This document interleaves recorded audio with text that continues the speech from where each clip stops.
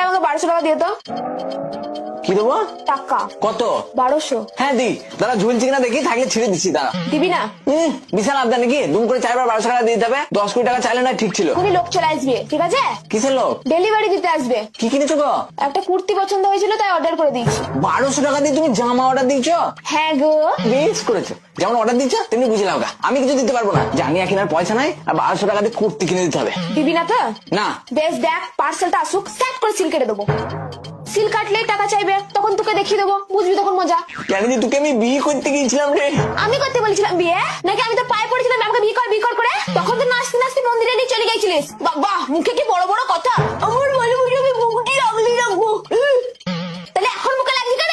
বিয়ে করাটাই তো আমার ভুল হয়ে গেছে রে। তাও আবার তোকে কি দেখি যে আমি তোকে বিয়ে করতে গেছিলাম কে জানে। যেটা দেখে বিয়ে করেছিস সেটা লোকের সামনে বলা যাবে না। দে দে, বিয়ে যখন করেই ফেলেছিস তখন আর কেঁদে লাভ নাই। দে 1200 টাকা দে, জিনিসটা নি। রসের চক্করে পড়ে করেছিলাম প্রেম করে বিয়ে, এই ভাবছি কত টাকা আমার উঠে গেল কোন ভাগ দিয়ে। হ্যাঁ, যখন তুমি করেই ফেলেছো প্রেম করে বিয়ে, সহ্য না হলেও থাকতে হবে এই মালি নিয়ে। আর যদি বেশি বাড়াবাড়ি করেছো তাহলে তুমি নিজেও বুঝতে পারবে না বাঁশ ঢুকে যাবে কোন ফাঁক দিয়ে।